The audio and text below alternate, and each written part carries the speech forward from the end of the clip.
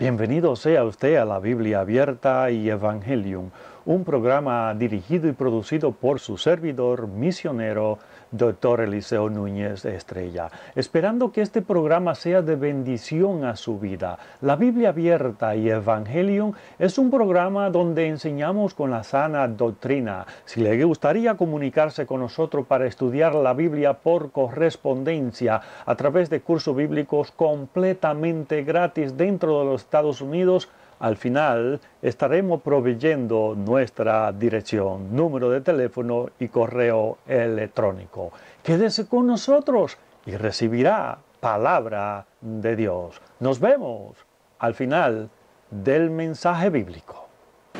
Dios nos siga bendiciendo, Dios siga bendiciendo nuestras vidas. Las 70 semanas reveladas al profeta Daniel. Vamos a la conclusión hoy. Queremos nuevamente compartirlo con todos nuestros hermanos y amigos que siguen la Biblia Abierta y Evangelio con su servidor misionero, Dr. Eliseo Núñez Estrella. A todos aquellos hermanos y amigos que nos siguen, muchas gracias. Y gracias por los comentarios. También con los versículos también que pongo en la semana, no todos los días, pero sí en la mayoría de tiempo un versículo bíblico con una breve explicación. Siempre hay muchos que opinan o solamente dicen amén. A cada uno de ustedes muchas gracias por seguirnos. Al final de la primera parte, recordemos, en la primera parte de las 70 semanas reveladas al profeta Daniel, decíamos que según la enciclopedia británica nos dice que el templo que existía en los tiempos de Jesús fue destruido el año 70 después de Cristo a manos de Tito el Romano.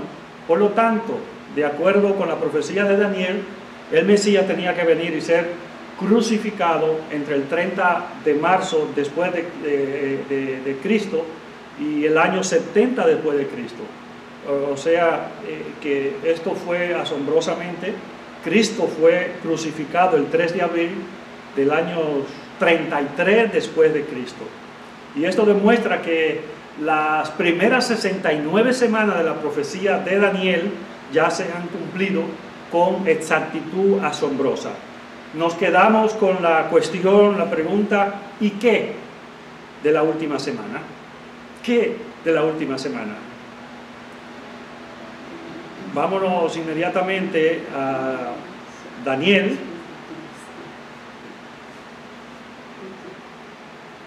capítulo 9, versículo 24.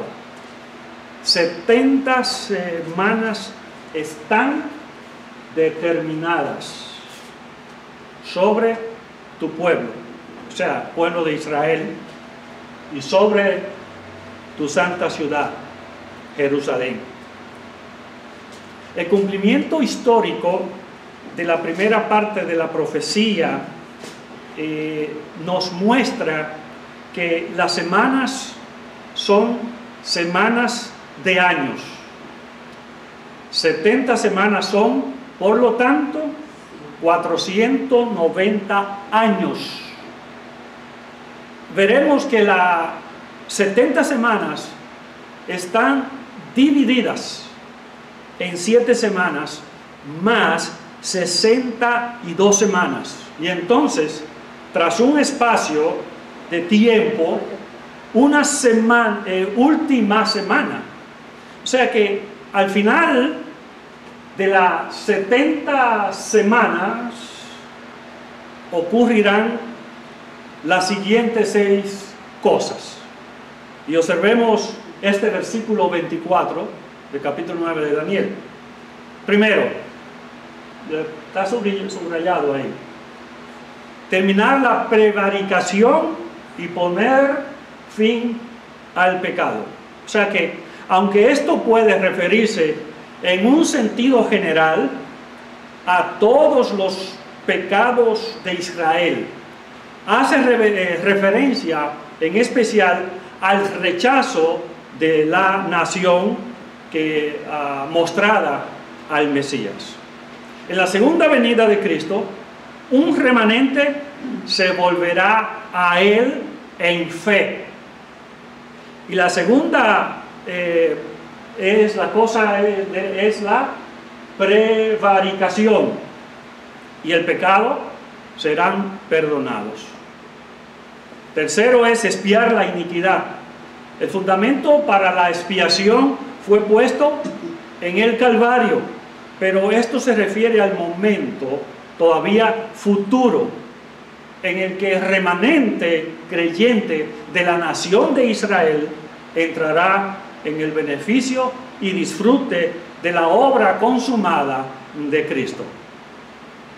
Ahora, el que está en Cristo está beneficiando de esa redención.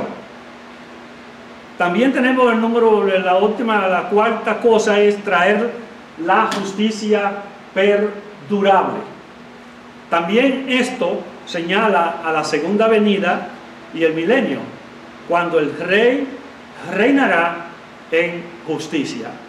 Es justicia perdurable, en el sentido de que continuará en el estado eterno. Y la quinta cosa es sellar la visión y la profecía.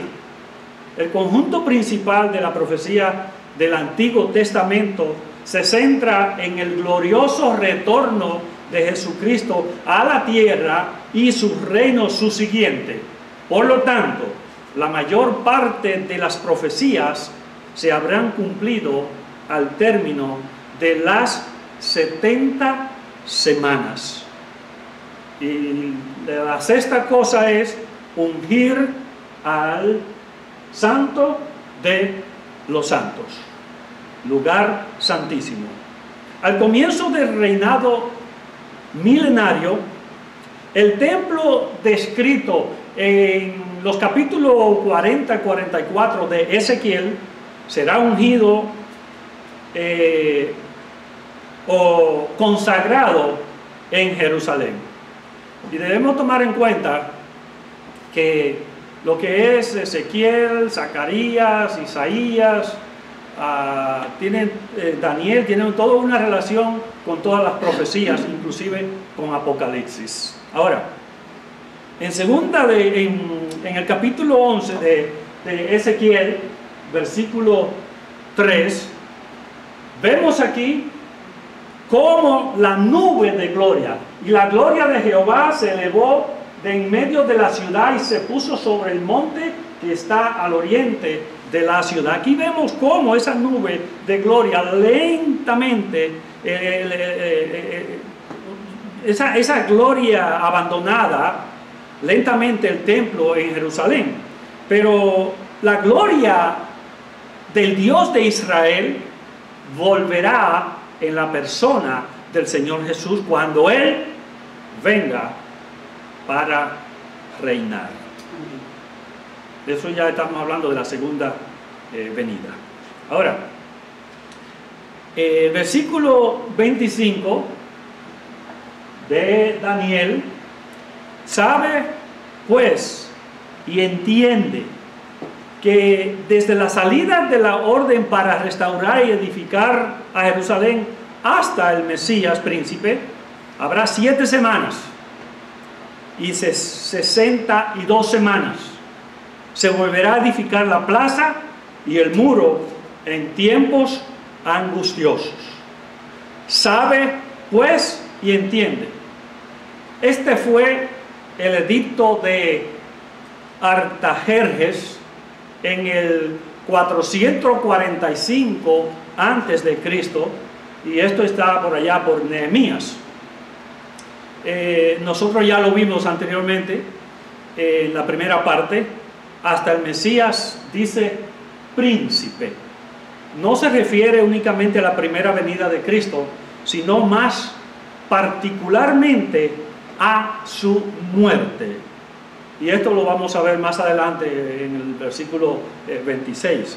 Pero aquí nos dice que habrá 7 semanas, ¿verdad? Dice así. 7 semanas y 62 semanas. 434 años. Las 69 semanas están divididas en 2 periodos. El primer periodo es 7 semanas, que vemos aquí, 7 semanas. Y el segundo periodo es 62 semanas. Ahí están las 69 semanas. La ciudad se volverá a edificar con la plaza y el muro en tiempos angustiosos. Jerusalén sería reedificada durante las 7 primeras semanas, con su lugar público y protección, mas no sin oposición y confusión. Entonces, observemos el versículo 26, que después de las 62 semanas, esto es después del periodo de tiempo de 62 semanas, que en realidad es al final de la semana 69, se le quitará la vida al Mesías. Aquí nos encontramos con una referencia inconfundible a la muerte del Salvador en la cruz del Calvario. Hace quizás un siglo, Sir Robert Anderson, en su libro El príncipe que ha de venir, daba unos cálculos detallados de las 69 semanas usando años proféticos, teniendo en cuenta los años bisiestos. Los años bisiestos tienen 366 días, uno más que los ordinarios, y este día extra se añade en febrero, que pasa a tener 29, el cambio de antes de Cristo a después de Cristo, etcétera, etcétera. Llegando a la conclusión de que las 69 semanas terminaban en el mismo día de la entrada triunfal de Jesús en Jerusalén, 5 días antes de su muerte. Y sigue diciendo Daniel en ese versículo 26, más no por sí, o literalmente, y no tendrá nada, que puede significar que no recibió nada de la nación de Israel a la cual había venido. O también puede significar que murió sin tener una aparente posteridad, como dice Isaías 53. Para él no hubo prisión o juicio justo, o por opresión y por juicio fue quitado, dice Isaías. Parecía imposible que pudiese tener descendencia, ya que fue contado en la flor de la vida, fue cortado en la flor de la vida, muerto por los pecados del pueblo. Sigue diciendo el versículo 26, más no por sí, o puede ser una declaración general de su pobreza total. No dejó más que la ropa que llevaba puesta. Y el pueblo de un príncipe que ha de venir. Este príncipe que ha de venir es la cabeza del imperio romano revivido, al cual algunos identifican como el anticristo.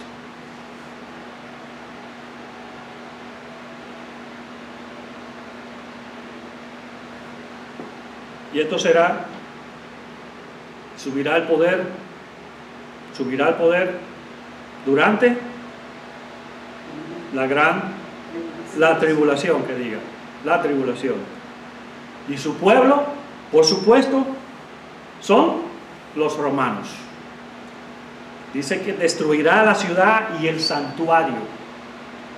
Los romanos, bajo el general Tito, destruyeron Jerusalén y su magnífico templo de oro y de mármol en el año 70 después de Cristo. Su fin será con inundación. La ciudad fue arrasada como por una inundación. Por ejemplo, del templo no quedó piedra sobre piedra. Tito prohibió a sus soldados prender fuego al templo de Herodes, pero para poder llevarse todo el oro, desobedecieron fundiéndolo. Para poder sacar el oro fundido de entre las piedras, tuvieron que separar las grandes piedras, forzándolas, cumpliendo de esta manera las palabras de Cristo en Mateo capítulo 24. Esto fue Isaías que puse ahorita, no lo había puesto. Mateo 24, versículo 1 y 2. ¿Veis todo esto? De cierto os digo que no quedará piedra sobre piedra que no sea derribada. Al igual que la profecía de Daniel, este juicio fue ejecutado en el 70 después de Cristo, cuando los romanos, dirigidos por Tito, saquearon a Jerusalén. Así que en el versículo 26 de Daniel finaliza diciendo: y hasta el fin de la guerra durarán las devastaciones. Desde entonces la historia de la ciudad sería de guerra y destrucción. Aquí el fin significa el tiempo, el fin de los tiempos de los gentiles. Ahora, si nosotros observamos a Daniel en el versículo 27, y por otra semana confirmará el pacto con muchos. A la mitad de la semana hará cesar el sacrificio y la ofrenda. Después, con la muchedumbre de las abominaciones, vendrá el desolador, hasta que venga la consumación y lo que está determinado se derrame sobre el desolador. Ahora llegamos a la semana 70.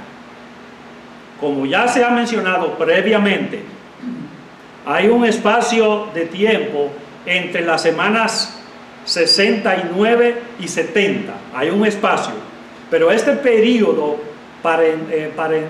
paréntico es la edad de la iglesia, que se extiende desde el Pentecostés hasta el arrebatamiento.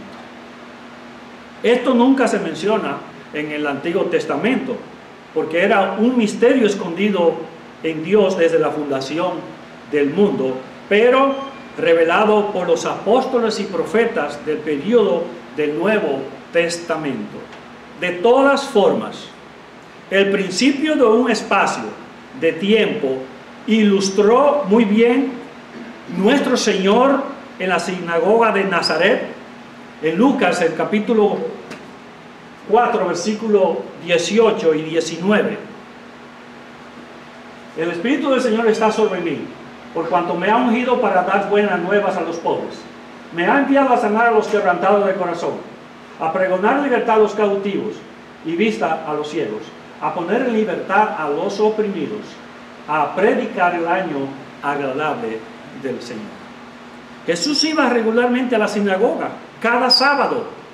Era una visita a la sinagoga. Se levantó a leer de las Escrituras del Antiguo Testamento, por hecho, el asistente entregó el rollo sobre el que estaba escrita la profecía de Isaías. Y Isaías 61, donde habla ahí que el Espíritu de Jehová, el Señor, está sobre mí, porque me ungió Jehová, me ha enviado a predicar buenas nuevas a los abatidos, a vendar a los quebrantados de corazón, a publicar libertad a los cautivos y a los presos, apertura de la cárcel, a proclamar el año de la buena voluntad de Jehová y el día de venganza del Dios nuestro, a consolar a todos los enlutados. Isaías 61, aquí en esta primera parte, el versículo 1 y 2, se detuvo en el año de la buena voluntad de Jehová, o sea, su primera venida, y no mencionó nada del juicio de su segunda venida. Y el día de venganza del Dios nuestro, en esa parte del versículo 2, en el intervalo habría de transcurrir toda la edad de la iglesia. Acabó la cita con las palabras: a proclamar el año de la buena voluntad de Jehová. Porque lo que sigue, el día de la venganza del Dios nuestro, no se cumplirá hasta su segunda venida. En su aparición gloriosa, Él proclamará el día del juicio de Dios. Consolará a todos los afligidos de Sión, poniendo sus cabezas guirnalda, o sea, esto es como corona abierta, como tejida de flores, en vez de espinas, o no de espinas, sino de cenizas. Óleo de gozo en lugar de luto, alabanza en lugar de espíritu angustiado. Su pueblo escogido será llamado entonces árboles de justicia, plantados por el Señor y dándole gloria a Él. Reconstruirán las ciudades de la tierra prometida que hayan sido ya dejadas en ruinas. Ahora, si nosotros volvemos a regresar a Daniel 9:27 y por otra semana, o sea, los 7 años del periodo de la tribulación, confirmará el príncipe romano. O sea que el pacto con muchos, o sea que con la mayoría incrédula de la nación de Israel. Tal vez se tratará de un trato amistoso, no agresivo, quizá, ¿no? O una garantía de una ayuda militar contra cualquier nación que quisiese atacar a Israel. Pero a la mitad de la semana hará cesar el sacrificio y la ofrenda.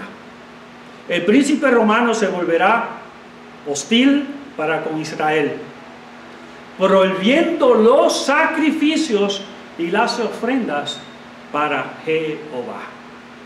Después, con la muchedumbre de las abominaciones. Fíjense que en el capítulo 24 de San Mateo y el versículo 15, por tanto, cuando veáis en el lugar santo la abominación desoladora de que habló el profeta Daniel, el que lee, entienda. Así que aquí, en Mateo 24:15, vemos que pondrá una imagen idólatra, abominable, en el templo, y seguramente ordenará que la adoren.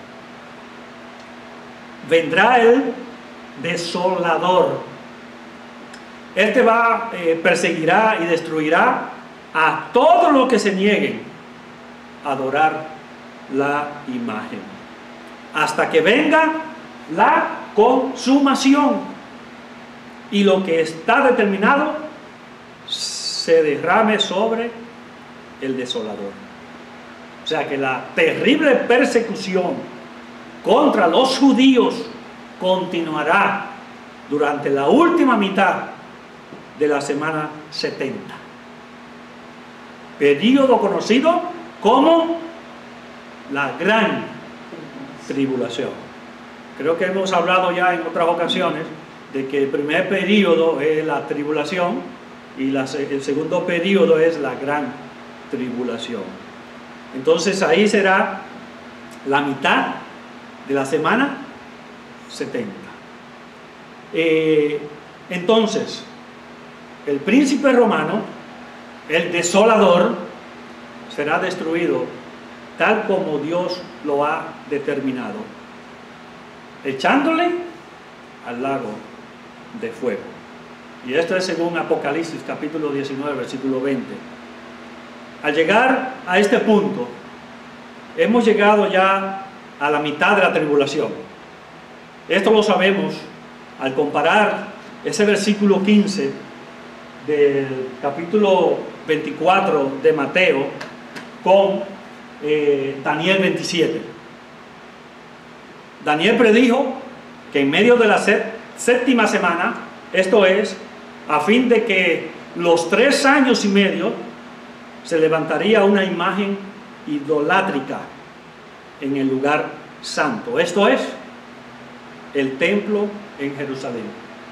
Todos los hombres serán obligados a adorar este abominable ídolo.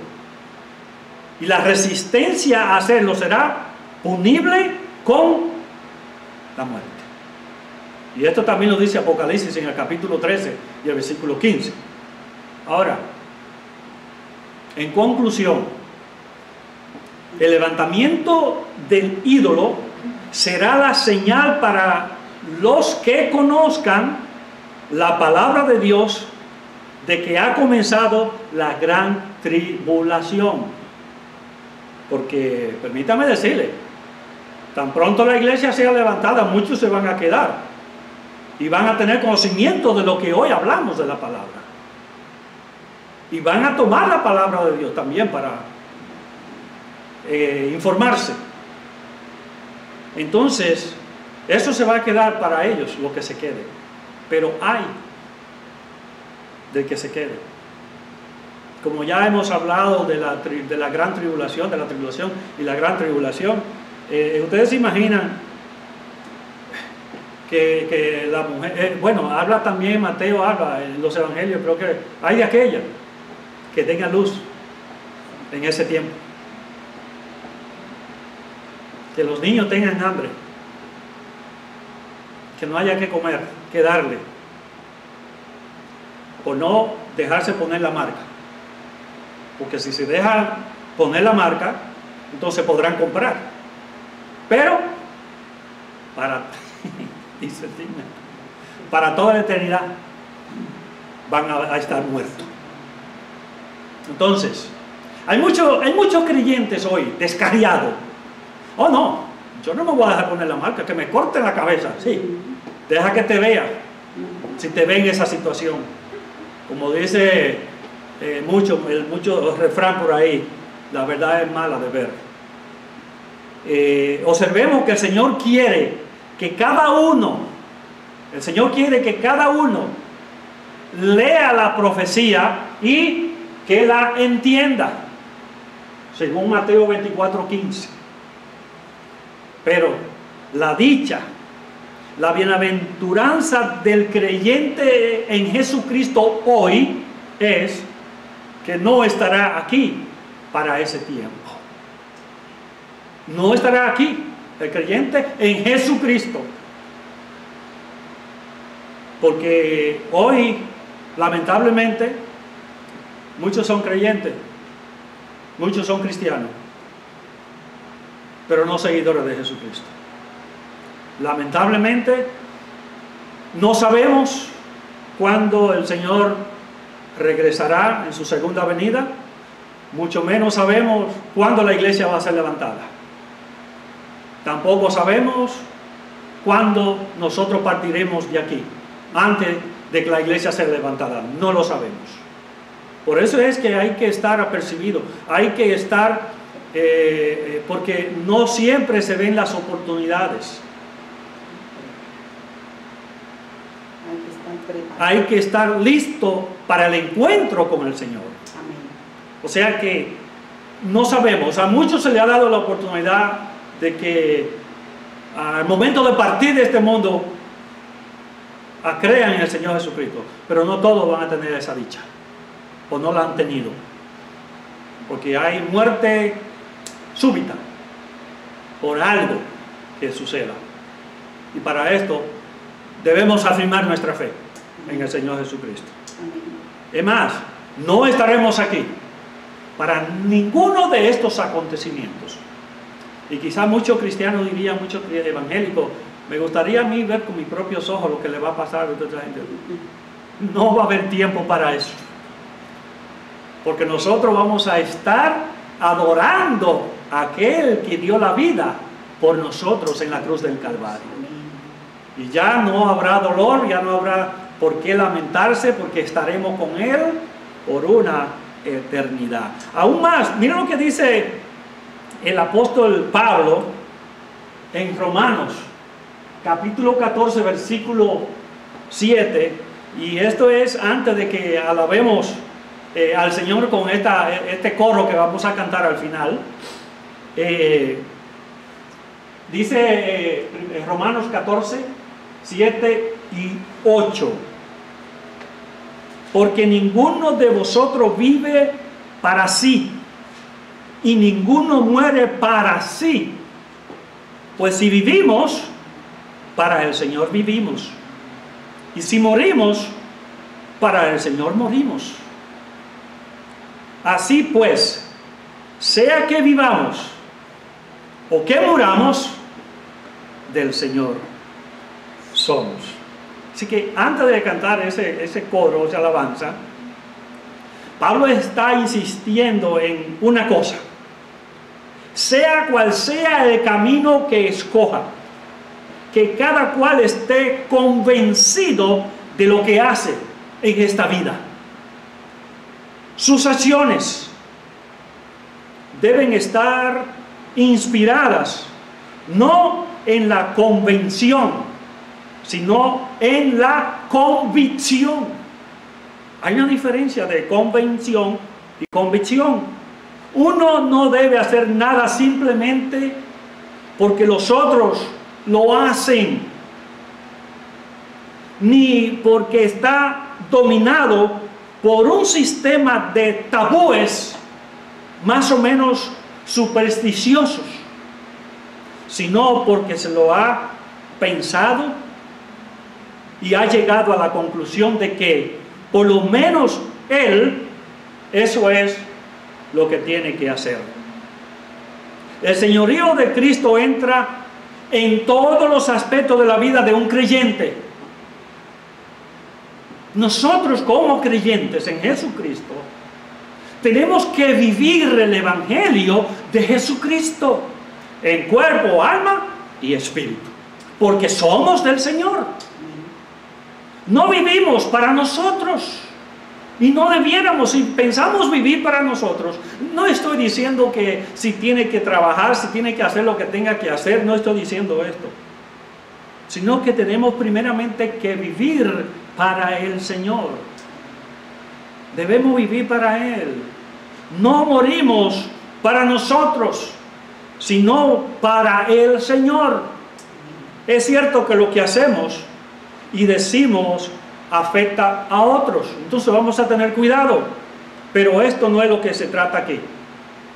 El apóstol Pablo está enfatizando que el Señor debería ser la meta y el objeto de las vidas de su pueblo, de la iglesia, de cada uno de nosotros individualmente. Cuando hagamos en la vida, cuanto nosotros hagamos, todo va a quedar sujeto al escrutinio y la aprobación de Jesucristo. Ponemos las cosas a prueba por cómo aparecen en presencia de Él.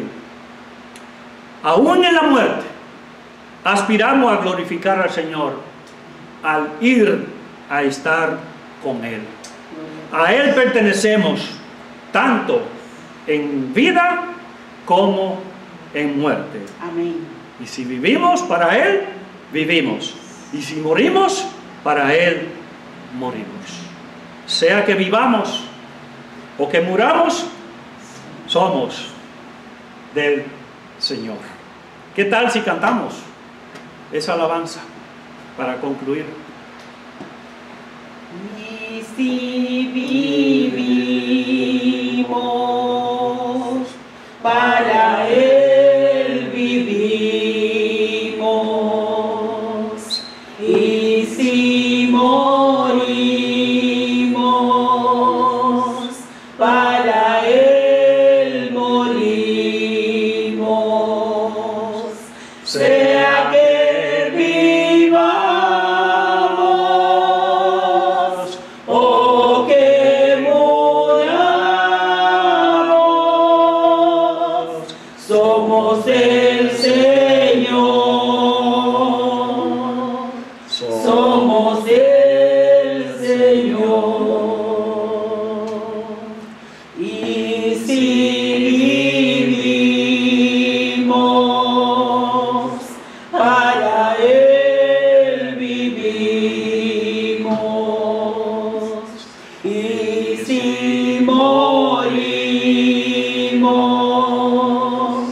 para Él morimos. Sea que vivamos o que muramos, somos del Señor, somos del Señor, somos del Señor, somos del Señor. Eterno Dios y Padre nuestro que estás en los cielos, gracias te damos por nuestro Señor Jesucristo. Gracias porque Él fue a la cruz del Calvario por nosotros. Gracias porque Él cargó nuestros pecados en la cruz. Gracias por clavar nuestros pecados en la cruz. Gracias por salvarnos por la fe en Jesucristo. Gracias, oh Dios, porque la sangre de Jesús nos ha limpiado de todo pecado. Padre, tenemos tu palabra. Ayúdanos a entenderla. Ayúdanos a estar preparados para ese encuentro con tu amado Hijo Jesucristo. Ayúdanos. Tú sabes cuánto te necesitamos. Sabemos que tenemos el Espíritu Santo en nuestra vida. Sabemos que moras en nosotros. Pero tú sabes, oh Dios, que tenemos una naturaleza pecaminosa. Que a veces lo que queremos hacer no nos deja hacerlo. Y te necesitamos en nuestro diario vivir. Amén. Padre, dirige nuestra vida.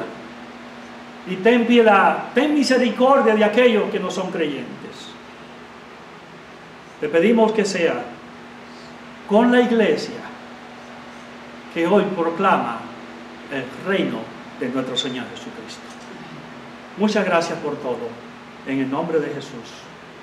Amén. Con la Biblia abierta y Evangelium hemos presentado el mensaje bíblico, un programa de edificación espiritual. Si le gustaría comunicarse con nosotros, soy director del Ministerio Cristiano Emmaús y coordinador de los cursos bíblicos Emmaús en las prisiones dentro de los Estados Unidos. Escriba Ministerio Cristiano Emmaús o Dr. Eliseo Núñez Estrella, P.O. Box 4416, Apoca, Florida 32704. Nuestro número de teléfono es 407-814-4465 y el correo electrónico cursobiblicoenmaus@gmail.com. Solicite su primer curso bíblico por correspondencia de la Escuela Bíblica Emmaús.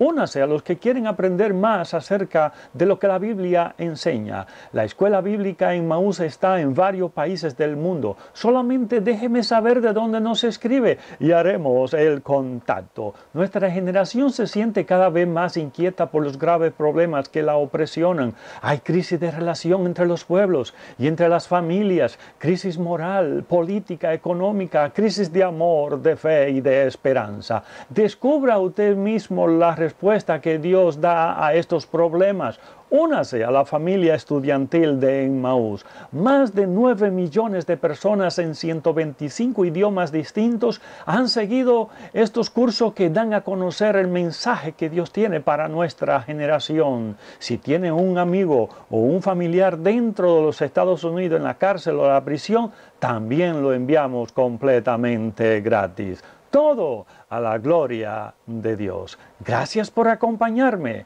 La gracia del Señor Jesucristo, el amor de Dios y la comunión del Espíritu Santo sean con todos nosotros. Amén.